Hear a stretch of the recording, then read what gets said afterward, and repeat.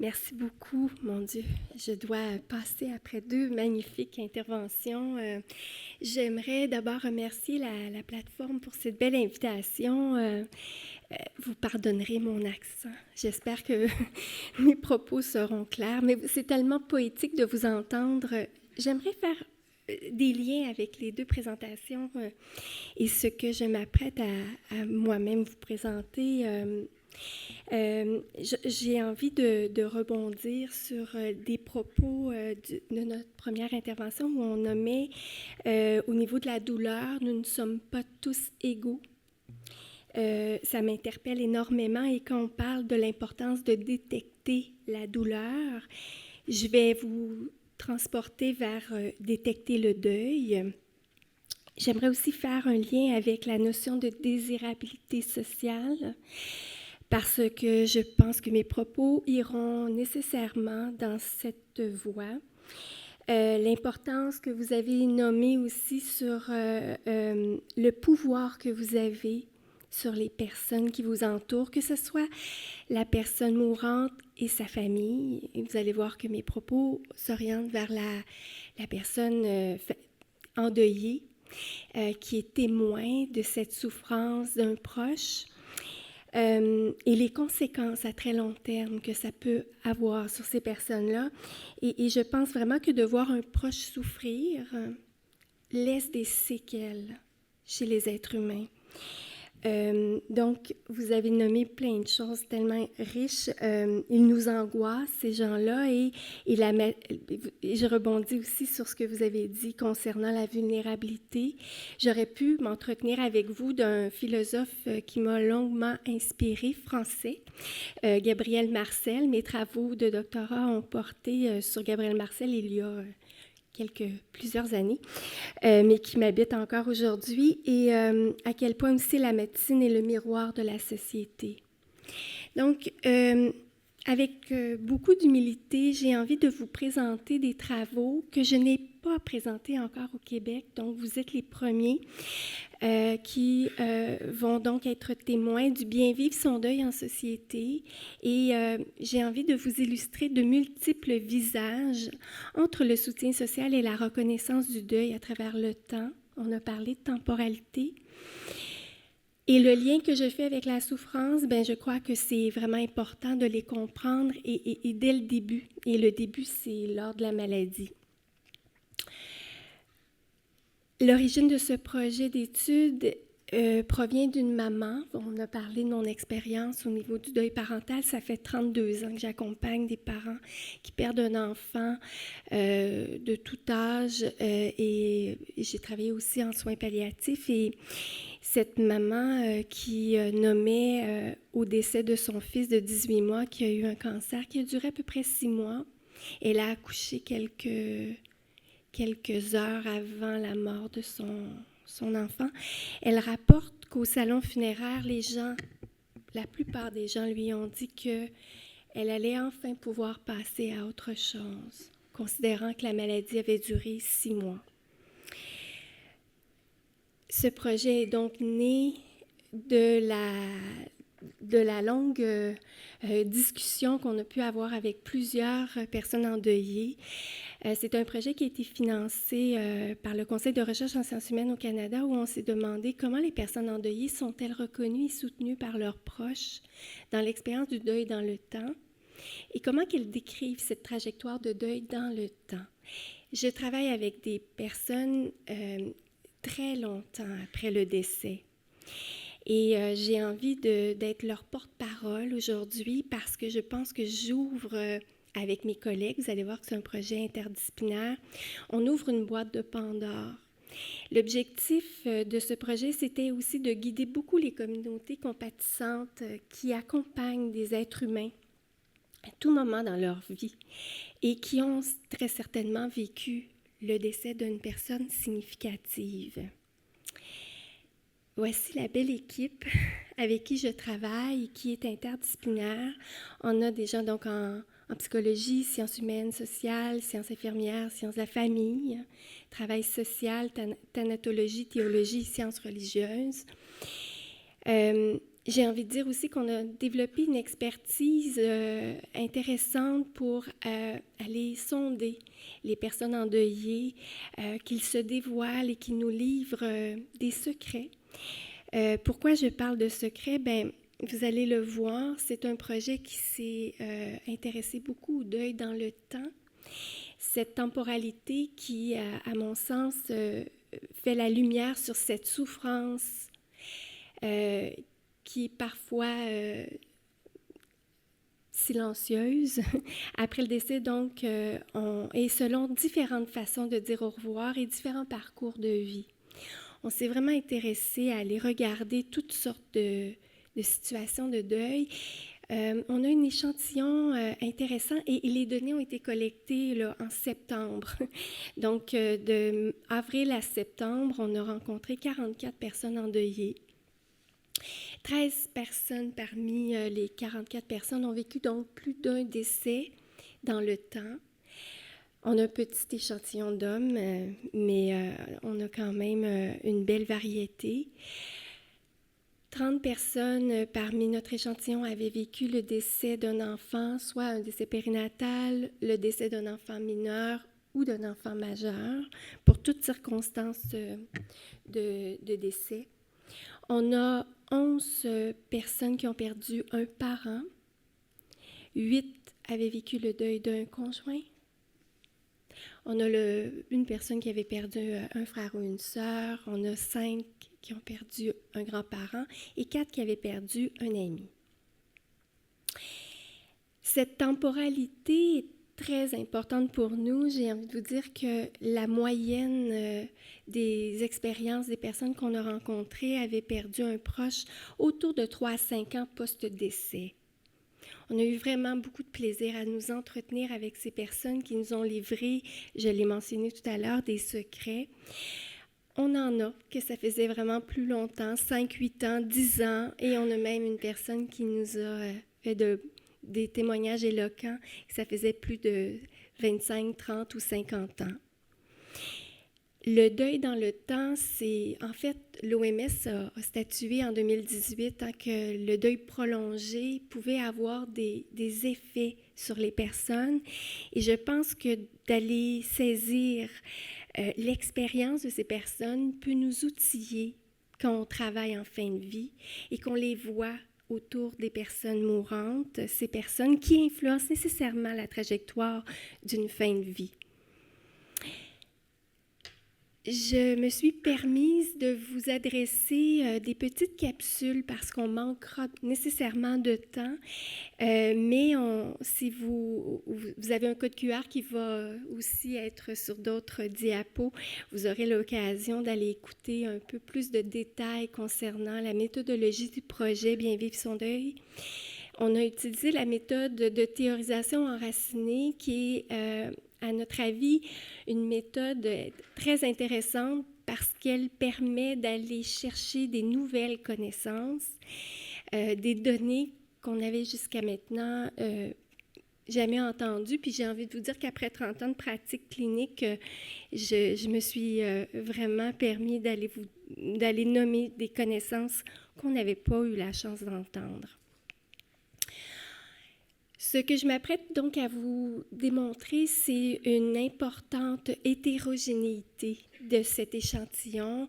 Ça dresse aussi un portrait de ces fameux visages qui nous amènent quand même à avoir une convergence dans leurs propos.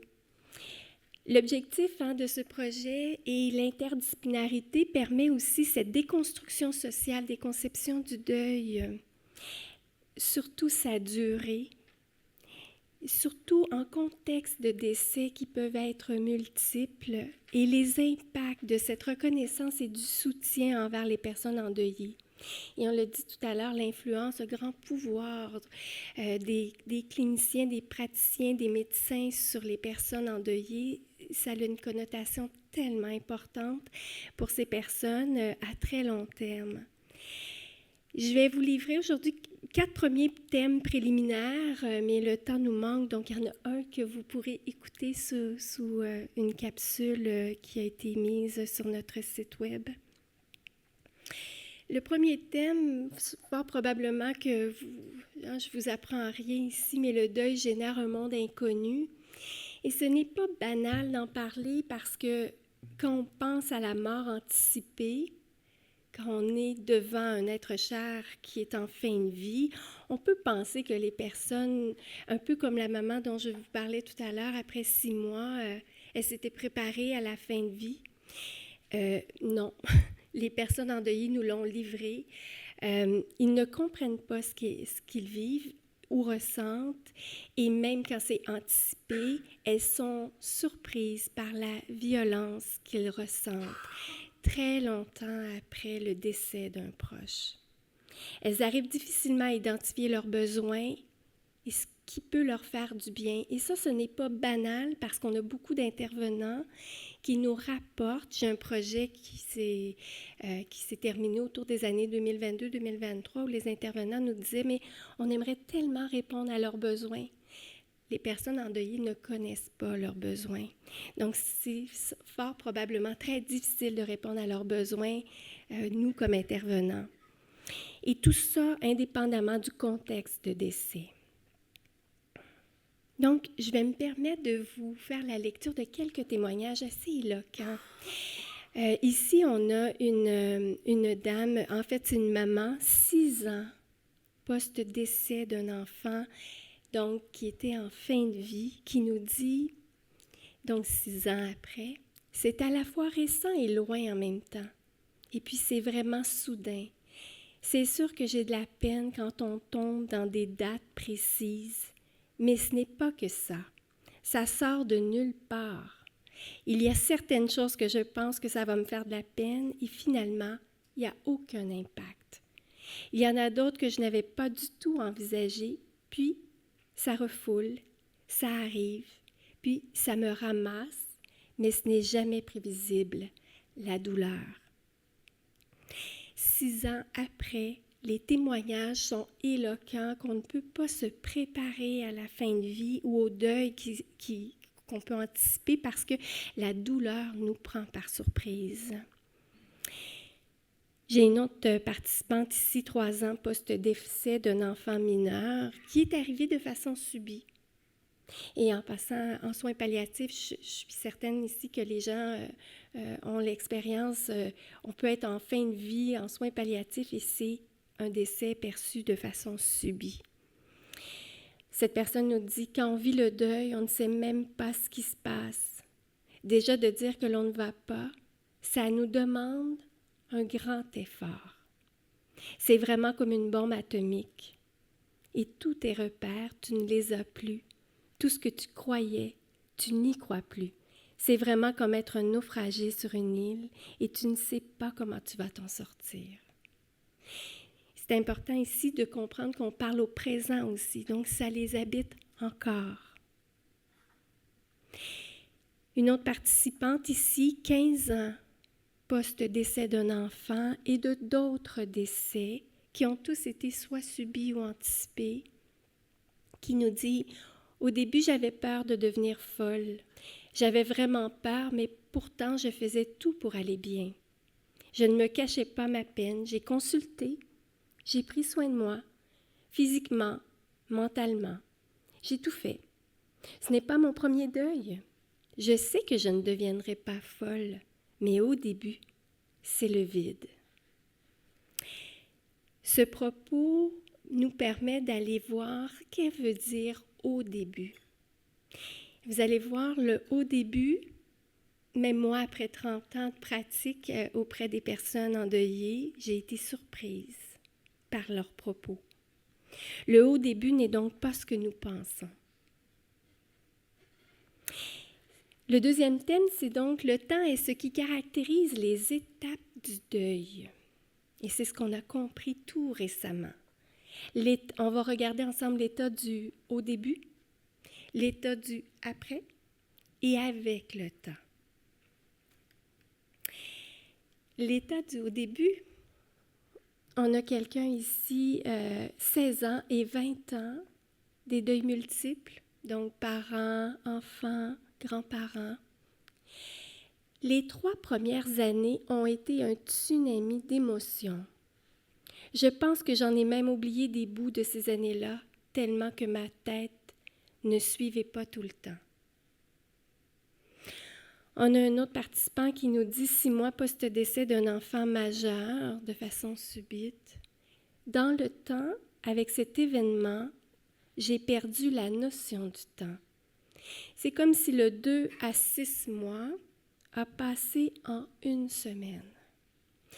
Et c'est vraiment important ce qu'on discute parce qu'on a tendance à croire que chez moi, au Québec, j'ai sondé les intervenants pour leur demander combien de temps vous pensez qu'un deuil, ça devrait durer. Et j'ai eu une variété, auprès de 80 intervenants, une variété de réponses. Et la plupart se situent à l'intérieur du 2 à 6 mois. Dans cet état du après, on a une maman, 6 ans post-décès de son enfant anticipé, et qui est assez éloquent comme parole. J'ai mal comme si ça faisait 1 heure, mais j'ai mal comme si ça faisait 10 vies. Elle témoigne donc de l'intensité, mais de la longueur de cette douleur. Avec le temps, on a un participant ici qui a vécu de multiples décès entre 3 et 10 ans, donc anticipé et subi. Avec le temps, le plus difficile, c'est quand je me mets à penser à ce que la vie serait si elle était encore là.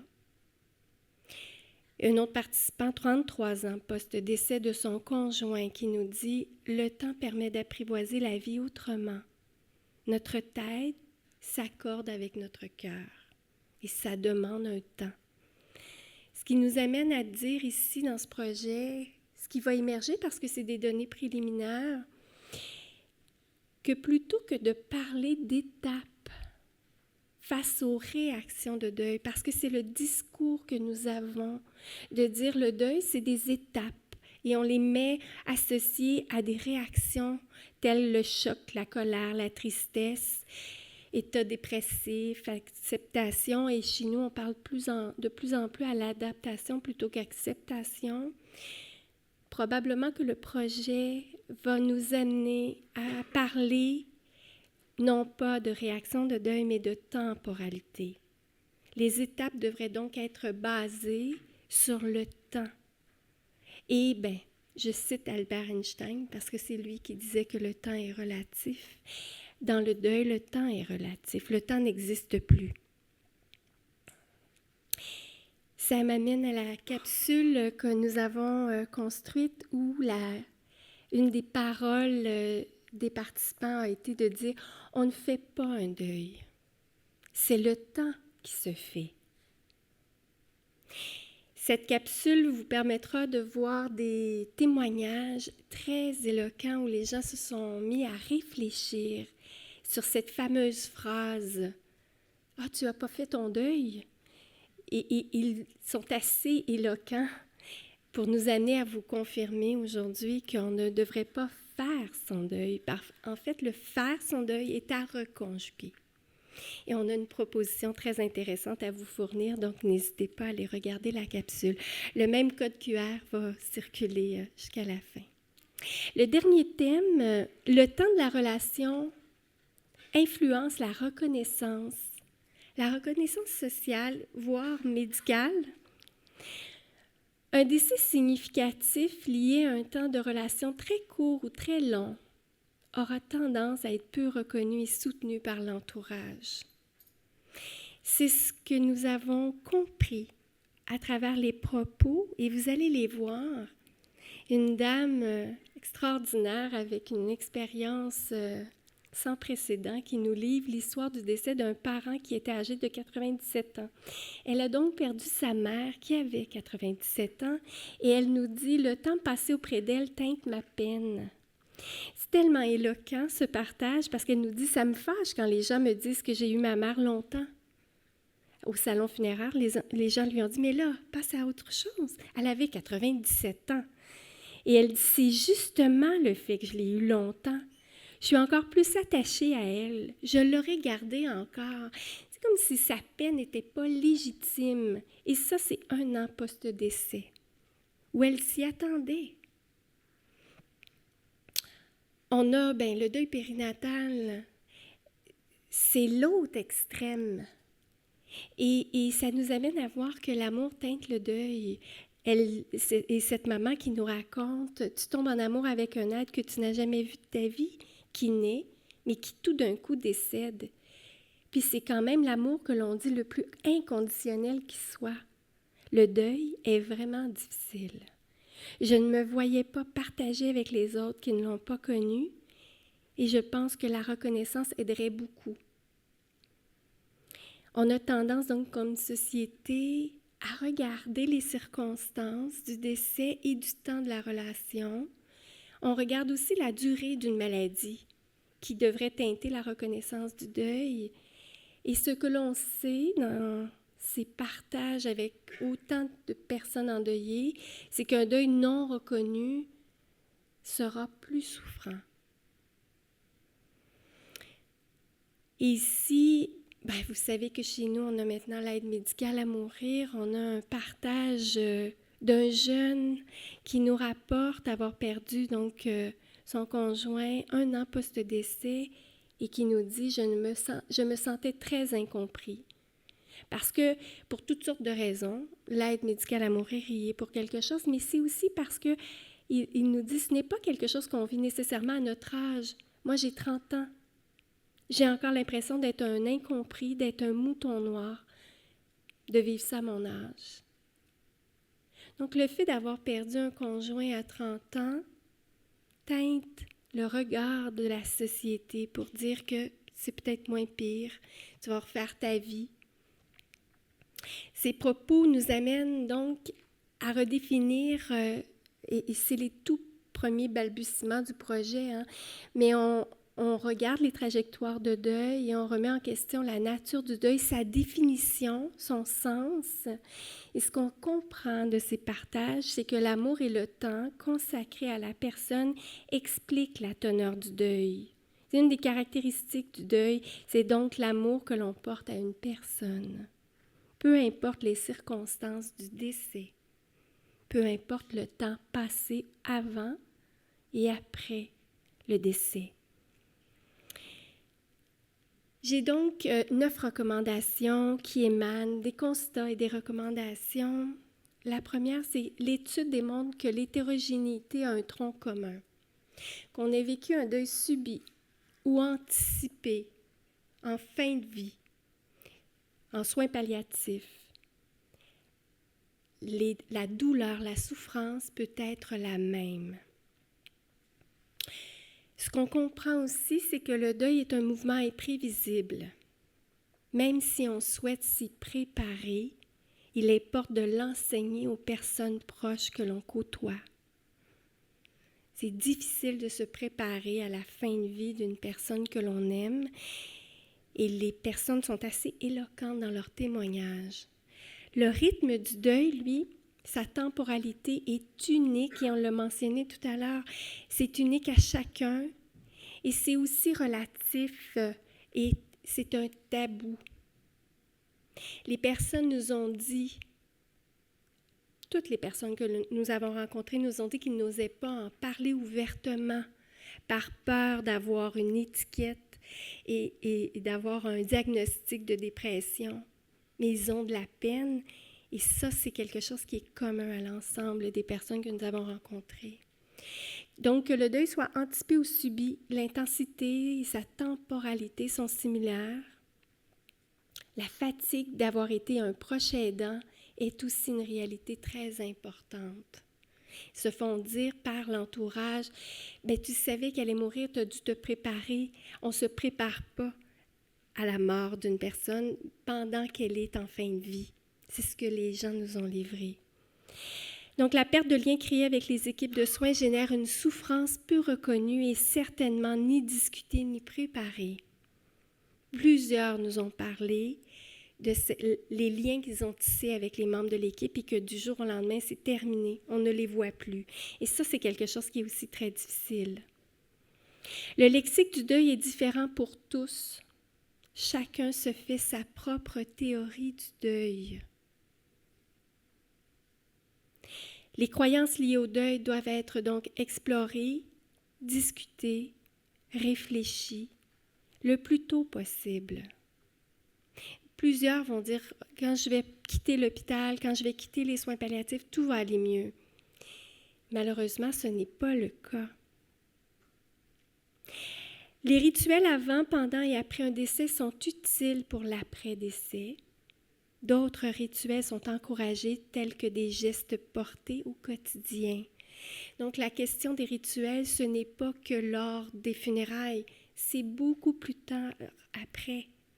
On peut faire des rituels très longtemps après, et ils nous en ont parlé, puis c'est des propos que nous rapporterons là. Et le dernier, et non le moindre, la souffrance liée au deuil ne peut être prévenue. Le deuil n'est pas une maladie. Il est le signe d'un amour envers une personne. Il importe de démystifier la souffrance et la douleur que génère ce deuil.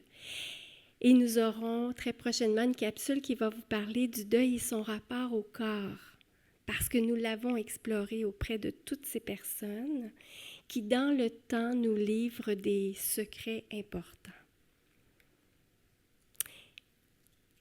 Ça m'amène à vous dire que c'est un projet qui veut revisiter les croyances que nous portons en nous et qui teintent notre façon d'accompagner. Nous l'avons vu à travers un autre projet qui sera sur la plateforme que vous aurez accès, le projet intemporel, où les intervenants avaient beaucoup de croyances relatives à comment on vit un deuil, comment, vous voyez que je ne parle plus de faire un deuil, mais bien de vivre un deuil. Et tous ces projets, tout ce projet nous amène à redéfinir aussi notre façon d'écouter et d'accompagner avec compassion les personnes endeuillées dans le temps. C'est un projet qui est au début de sa phase, c'est un projet qui se termine en 2027. Vous pourrez écouter la capsule sur la suite, mais nous allons rencontrer des personnes proches, des personnes endeuillées pour comprendre le rôle qu'ils pensent qu'ils jouent, comment ils se sentent et comment ils décrivent eux-mêmes le deuil. Tout ça pour un projet qui vise à démystifier le bien vivre son deuil en société, parce que c'est un projet que on pense que la société influence énormément le vécu du deuil des personnes endeuillées et en fait de toute une trajectoire en soins palliatifs et en fin de vie. Je termine en vous citant une phrase d'une personne que j'aime énormément. « Ne craignez pas la tristesse. Elle est la trace éclatante que quelque chose de beau a existé. » J'ai envie de vous dire que cette phrase fait beaucoup de sens pour les personnes endeuillées, parce que la souffrance, ce n'est pas la fin, c'est justement un signe qu'il y a eu amour. Merci.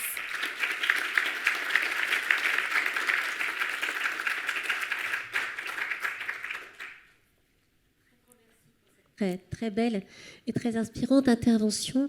On a encore du temps pour quelques questions. Tu es parfaitement à l'heure sur cette session. Je suis très impressionnée de la façon avec laquelle vous avez tous les trois finalement mis en valeur comment l'évaluation et la prise en compte, la prise en charge de la souffrance et des souffrances, c'est quelque chose qui s'inscrit dans la relation avec le patient. Et ça passe par le fait de lui donner la parole sur ce que lui attend de sa souffrance, en se dégageant à la fois du pouvoir médical et du faire, alors faire son deuil, faire comme le disait Gisèle tout à l'heure, et aussi du pouvoir sociétal et des dictates sociétaux. Je trouve qu'on a vraiment ce fil rouge dans vos interventions. Je ne sais pas si quelqu'un veut réagir. Oui.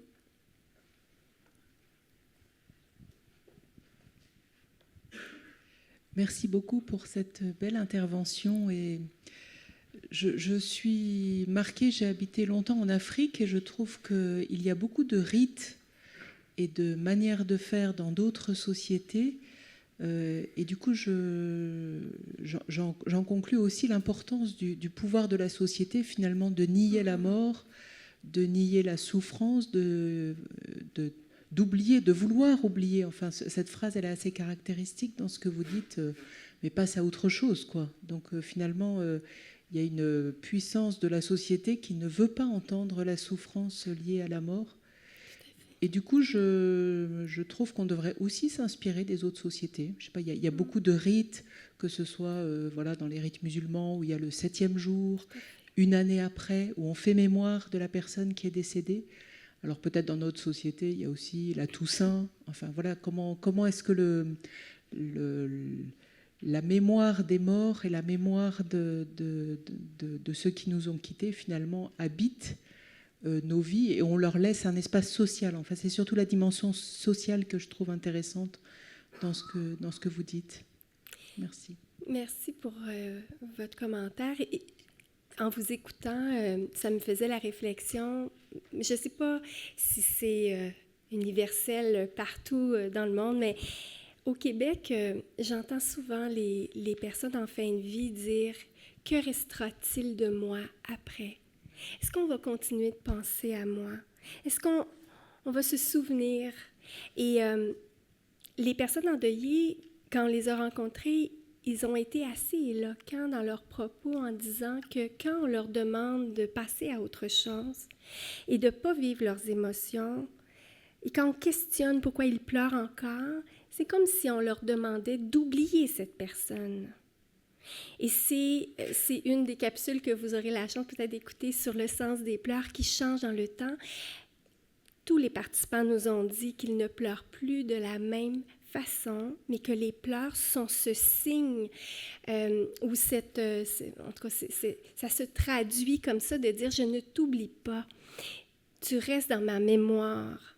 Et c'est souvent l'inquiétude de nos proches quand ils sont en fin de vie. Donc, vos propos me ramènent à ces échanges que nous avons eus, et on est au premier balbutiement des travaux que l'on pose sur ce projet, et je pense que c'est important de réfléchir à tout l'héritage qu'on peut avoir au niveau culturel et des autres sociétés en lien avec la mort.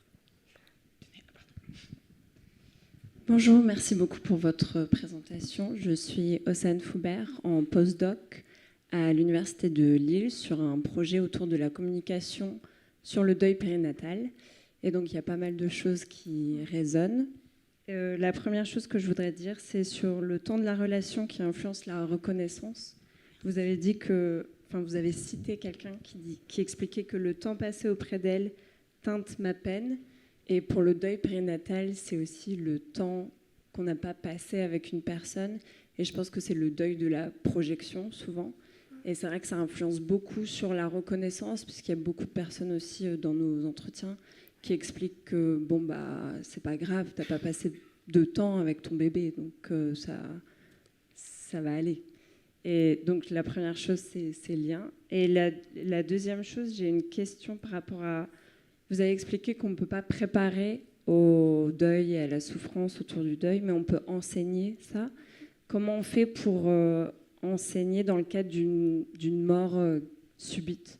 Et notamment dans le cadre du deuil périnatal, je trouve ça compliqué de dire à des mères, pendant leur grossesse, ça pourrait arriver. Donc, est-ce que vous avez des recommandations par rapport à ça?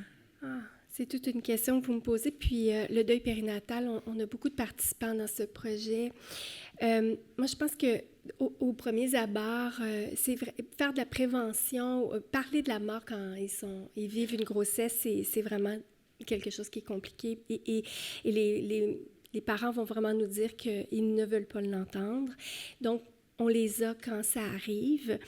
Moi, je pense que les premières interventions qui sont à faire, c'est d'explorer avec eux justement le sens des pleurs, parce que habituellement, on entre si on est à l'hôpital, on entre dans la pièce et les gens vont s'excuser de pleurer.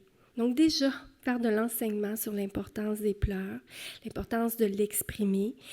Explorer aussi leurs croyances sur le temps que peut prendre à vivre les émotions, sur qu'est-ce qu'ils croient concernant. Pour moi, c'est prioritaire. Et l'enseignement, je le vois aussi dans qu'est-ce que c'est un deuil, comment on vit un deuil. il n'y a pas une seule bonne réponse. Et c'est cette réponse qui est à explorer avec eux parce que chacun, moi j'accompagne vraiment beaucoup de familles au quotidien. On a des groupes de deuil aussi et on le voit très bien qu'il existe autant de trajectoires de deuil que d'êtres humains et chaque être humain doit trouver sa propre trajectoire. Donc, c'est d'immiscer ce genre de réflexion et d'amener ce contenu. Là, il y a quelque chose de théorique, mais quelque chose de très pratique. C'est beaucoup en lien avec nos rêves, nos projections. Vous l'avez bien identifié. Hein? Chaque parent n'a pas le même projet avec son bébé, dans le sens qu'il y en a que ça fait très longtemps qu'ils attendent d'avoir un enfant, puis il y en a d'autres que c'était pas planifié. Ça ne se vivra pas de la même façon, puis le couple aussi va le vivre à sa propre façon. Donc, le deuil périnatal, c'est vraiment on a beaucoup de projets, on l'a mis en ligne sur YouTube. Il y a des témoignages de parents, de pères aussi. On parlait hier que les papas participaient au projet. On a eu la chance d'avoir des projets où ils ont beaucoup participé. Et de ça est né aussi un petit DVD disponible sur YouTube, Quand passe la tempête, d'aller voir toutes sortes de trajectoires pour s'identifier à celle qui correspond le mieux à notre propre réalité. Moi, je pense que ce sont des outils qui aident les familles à faire sens et nous, comme cliniciens, de faire attention à ne pas privilégier une seule trajectoire, mais plusieurs trajectoires, et de les accompagner dans cette souffrance qui sera la leur et qui va bouger. Dans le projet, on a vraiment des témoignages des personnes. On va faire des capsules en lien avec ce qui a émergé tout récemment. Mais je pense que ça ouvre à la multiplicité des expériences pour moi. Est-ce que je réponds à votre question?